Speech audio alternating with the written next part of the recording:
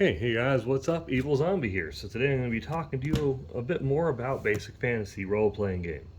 So this is a free alternative to Dungeons and Dragons. This is basically the BX, the basic expert version of Dungeons and Dragons, reimagined and rewritten to be a little simpler, a little easier for people to get and get a hold of as well.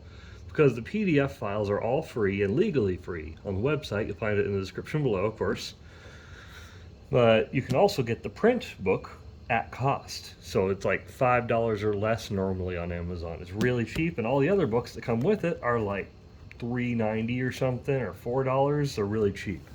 So I have several of them here, and then I have a bunch of notes as well. We need to go over some of those.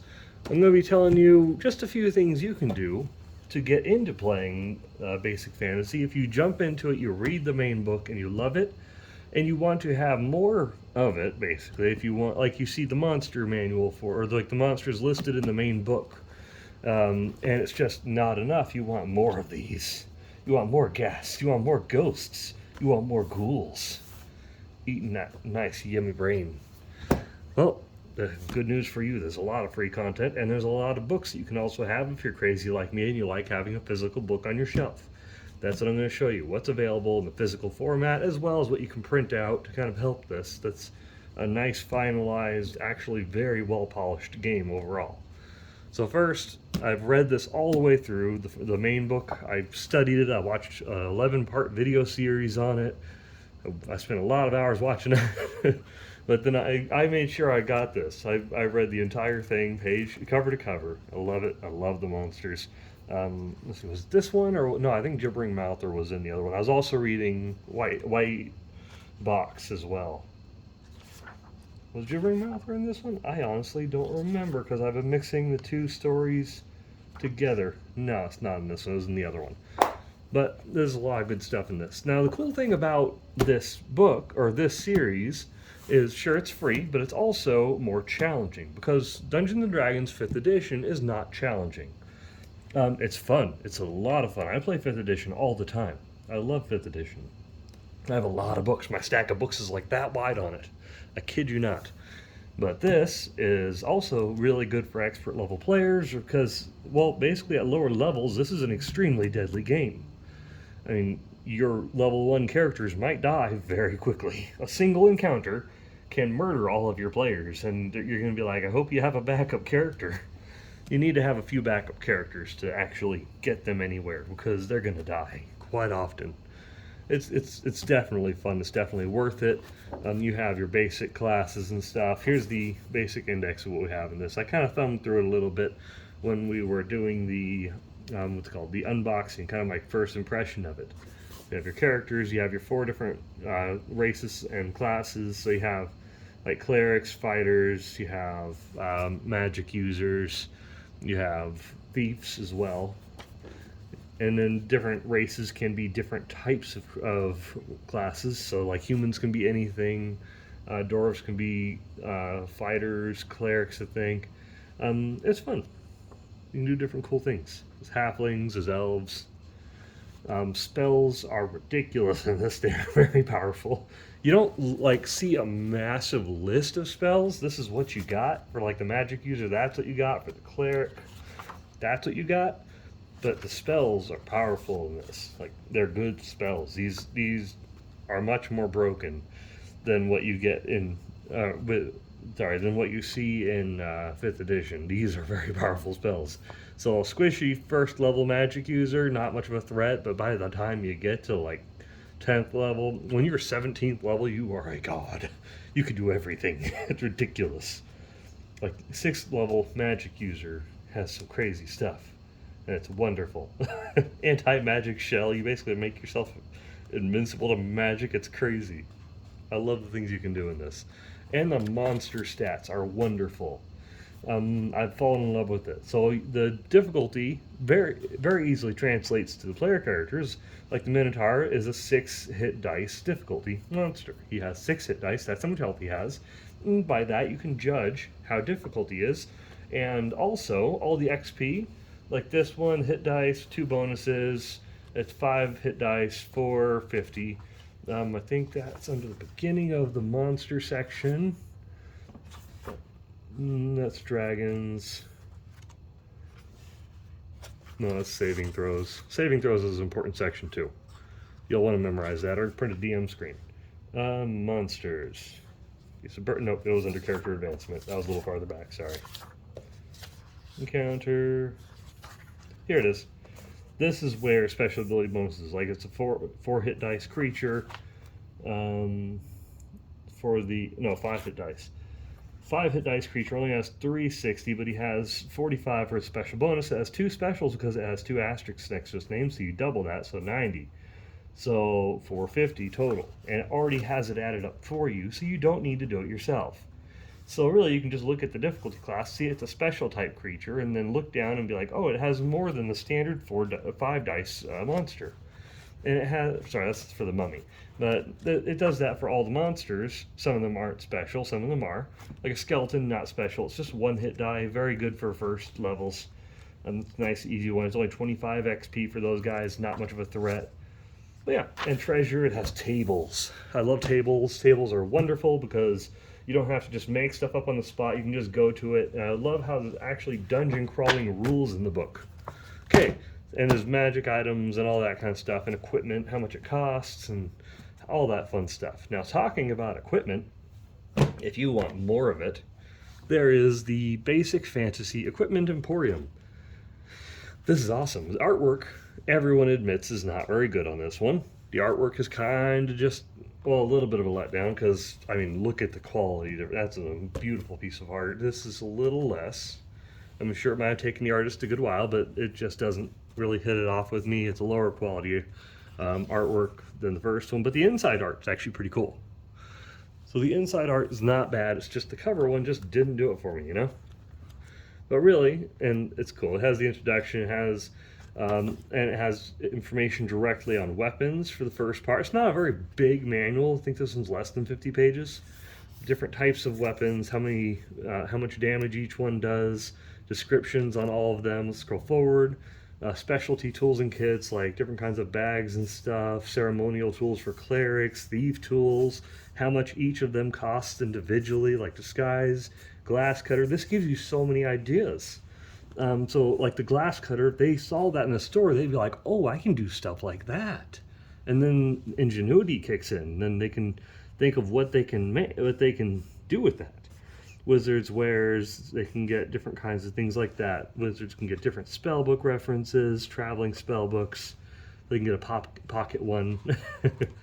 It's cool. I like it. So they can, fighters can maintain all their weapons, maybe after enough maintaining, sharpening, polishing, all that. Maybe you can give them a little bonus with their sword or make it worth more, you know? There's different descriptions on everything. I love the descriptions. I love this. I've been reading through it a bit. Bags and pouches. This is what the bags are. So you go over how much each of them costs. The only bags really weigh anything are the saddle bags, but it tells you how much volume each one holds and how much weight each one's capacity is. The biggest one is the large leather sack at 60 pounds. But you're really going to want to keep track of this stuff if you're doing dungeon delving, because it makes it more of a challenge for the players. Scrolling forward a little bit, it talks about different kinds of equipment, different kinds of stuff. Sorry, I can't get my words out. Different kinds of animals and stuff. So you have owls, you have chickens, livestock, and stuff like that that doesn't appear in the main book. So you have more stats for just a few different types of creatures that people ask the questions on. And it's pretty nice. And then what animals can carry and stuff too. So animal gear, what stuff you can get for your animals. Like you can get a yoke for an ox. Sorry, I can't talk today. I don't know why. Oh yes, tables. There are tables. And I love tables because it makes things easier. No, wait, this isn't the tables. I'm an idiot. This is just more charts of how much everything costs. Where were the tables? I saw tables earlier. And I've just been looking at that. I think dice tables when I think tables. That's my normal association. I saw one of them here somewhere. But most of these are lists. And it's wonderful. It just gives you more things to look at, more things to list for your players. I'm not an expert. That one I'm still reading through, honestly. This is one I'm reading through as well. This one I'm going through right now as well. This one arrived today. and I'm going through it. Same with the Equipment Emporium. I'm excited. I just want to kind of run it by you. I've been reading the PDF for these. I wanted to get the physical books. Now this is a monster manual. The Basic Fantasy Field Guide of Creatures Malevolent and Benign. Basically, it's an expanded monster manual. And the artwork is cool. It does not let down. It's very similar to the artwork we saw before. So you have different kinds of creatures and stuff. Here, I'm going to turn that. You have lots of creatures, but it's from different kinds of artists, and they do include, of course, the signatures from them. So you have an artist that draws like that, and this one, is it charcoal? It's really nice. I like the Crypt Dwellers. That's 2, and then specials, so I think that would normally be, what, 75 XP? But he gets 100 XP because he has a special. So you add the 25 bonus onto it, if I'm remembering the numbering. It's awesome. And some of the artwork is just cool, but I love how all the stat blocks in this game, in Basic Fantasy, are smaller. So you can fit several things onto a page. And you don't have any monsters that take up whole pages, with the exception of like the vampire or the dragon, because the game there's a lot of stuff about dragons that are important. Oh yeah, and there's brown dragons right here as well. Speaking of dragon, they even have stat blocks for the Etten, which is a cool monster. I like the Etten. I remember fighting against, it wasn't in Baldur's Gate, I don't think. I can't remember which one it was. It was outside overworld map, top-down RPG game I used to play back in like the 90s. It was fun, but I remember fighting Ettins and then them kicking my butt because they're crazy. Oh, no wonder. The 13 hit dice. It's ridiculous. They're strong, but they're awesome. That's a lot of XP. Oh yeah, baby. That's 2,175 XP. Talk about leveling up. Yeah. I love all the monsters in here, and I just enjoy reading through them. Like, it's just fun to read and learn a little bit about more kinds of creatures. You know? So you can get, like, tentacle monsters and stuff, or the Kraken, sorry, which is one of the biggest, most powerful monsters in the game. It's 18,450 XP. This is a 36 hit dice monster with 2 special bonuses. And the Kraken is ridiculous, but it's cool because you get nice artwork for it. They took the time. And then you don't need a gigantic 5-page description for it. It summarizes it. It gives you what its stats are, and it says go for it. So it leaves a lot of room for interpretation, and snails. A lot of room for interpretation by the DM, which is wonderful. Then, of course, I got the 2 adventure anthologies. We'll get to that in a minute. Oh, actually, I'll go through those real quick because one of my notebooks has the 3rd one. So the first 2 adventure anthologies, as well as only the first field guide, are available in print. If you want to print them out yourself, the free PDF is available for everything, and the free PDF is available for the next version of those books as well, or the next version of the field guide and the 3rd one of the adventure anthology.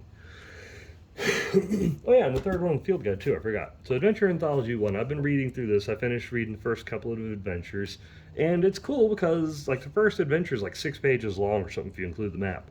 It's very short, they get to the point, they give you a basic background on what's been happening, then they give you suggestions on how you can get your characters hooked, like the character hook. So you can be like, perhaps, it even says perhaps, like perhaps this happens, or maybe this happens, or this could happen, and just find a way to get your players to that area, and then you start with the adventure. So it gives you a town that suggests you start from, like how long it takes to get from there, like a few hours from there, a whole day from there, from Kingsholm. You're going to the Old Dwarven Mine. Once you get there, you read the description. And then it tells you about what kind of goblins are. I think there were 2 goblins in the first area in that one. And at the end of it, it has, it has the map. So you start from over here in area 1. It's all numbered nicely. So you have number 1 area, the guards. It tells you if your characters like alert the guards or not. It depends on how sneaky they are, and the adventure will change depending on that. And also, all the health has already been rolled for by the monsters. So if it's a list of the same type of monster, then you have, like, say you have goblins. Oh yeah, and all the monsters use a D8 for their health, all of them. So that way it's 1D8. This one, I think all these are just 1 dice for their damage. Like this one rolled a 7 for his damage. This one rolled a 2. So all are for their HP. Sorry. So it has all of them already statted out. 2 of them are only 1s. So they're going to die really quick. But this way it's nice because then you already have all of them. You don't need to re-roll for their health. It's already done for you. It's just kind of a, you can breeze through this in a one-shot kind of adventure. And then all the other ones are laid out pretty similarly, but there are bigger, stronger opponents in some of these.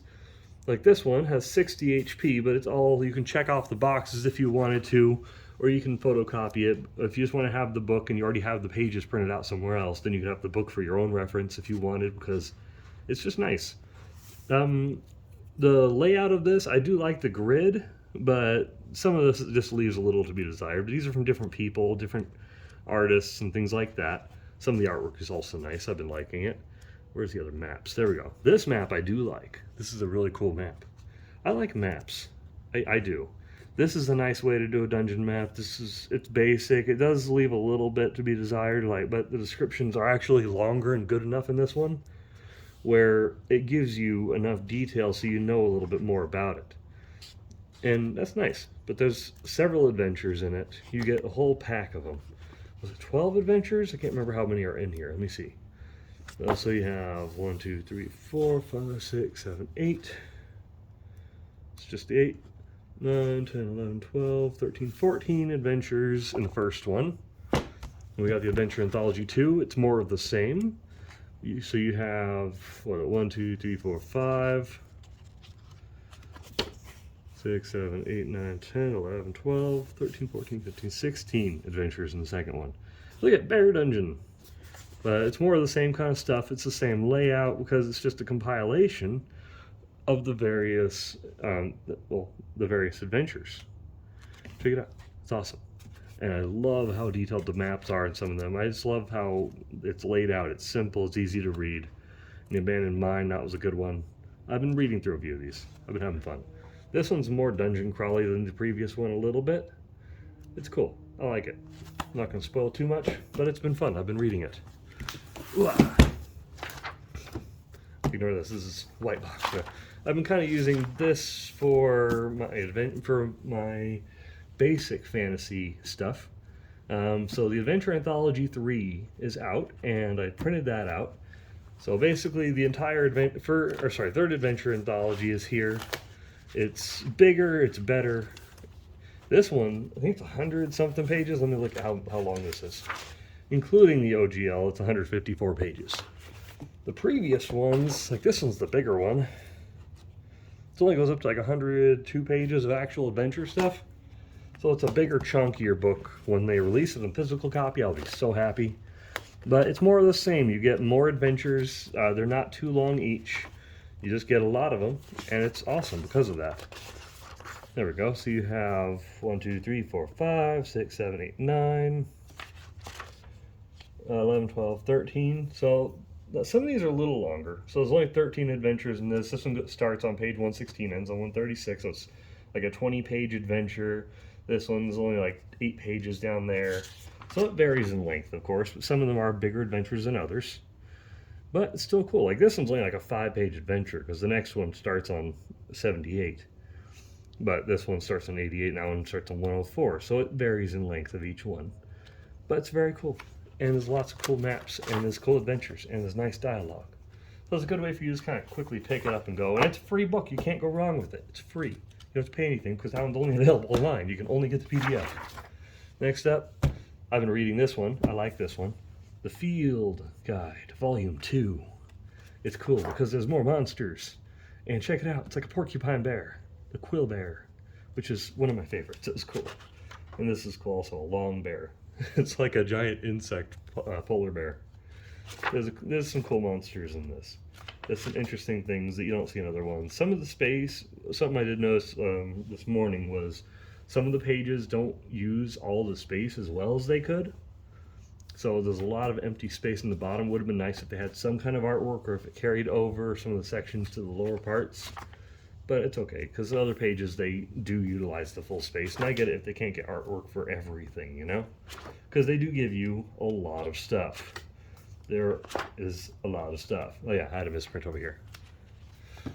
And then next up, the third volume of the Field Guide, which is, let's see, I think this one's a little shorter, but this one just came out like today, I think.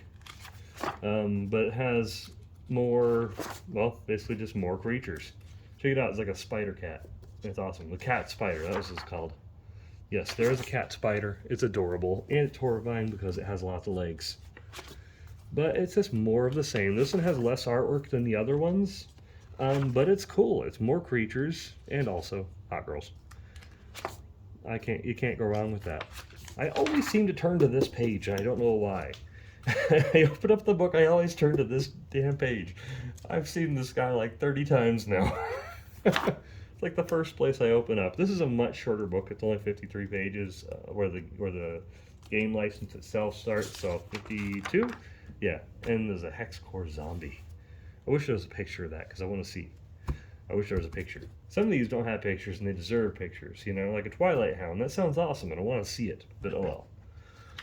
And after that, I have the Monster Index, which covers the first field guide and the main rule book and tells you what page everything is on.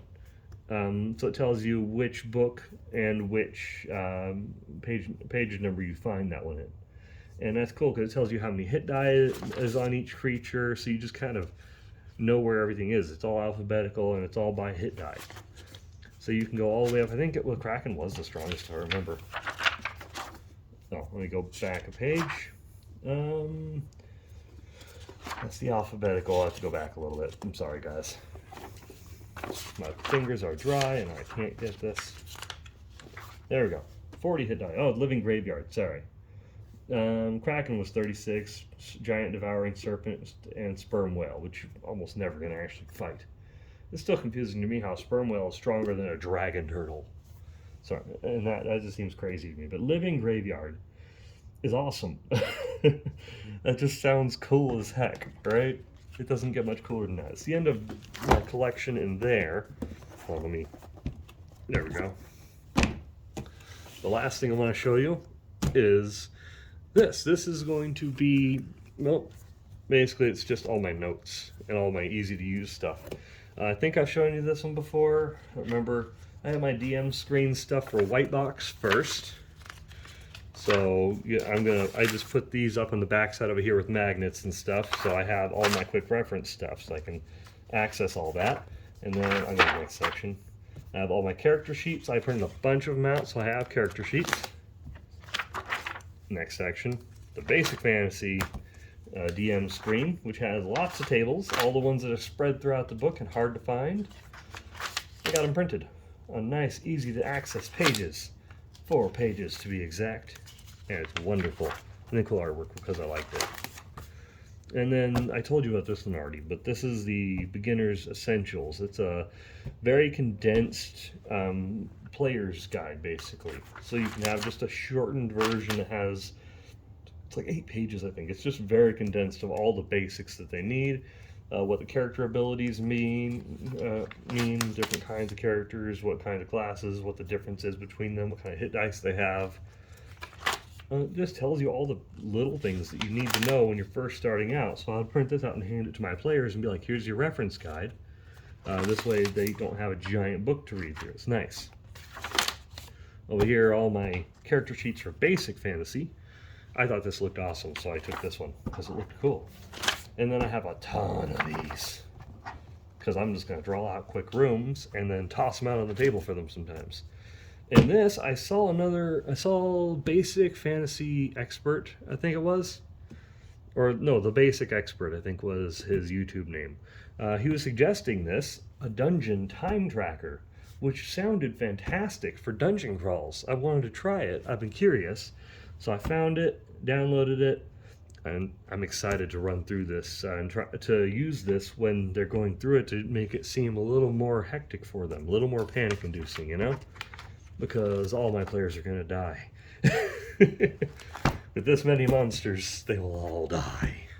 Anyways, guys, that's all. I just wanted to kind of go over all the stuff with you. After I get paid next month, I'm going to get all the adventures that are in physical copy, apart from these ones. There are several. I think there's like 12 or 13 of them. I cannot remember off the top of my head. There's a bunch of those little books. But it's awesome, they're pretty cheap, and I'm just excited to read through some of them and share those with you as well.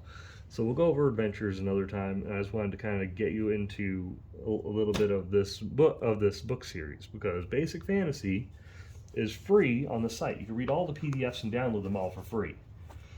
For Basic Fantasy, it's fantastic. It's well put together. It's well formulated, and it's just cool. I can't suggest it enough. Go download it for free and read that sucker.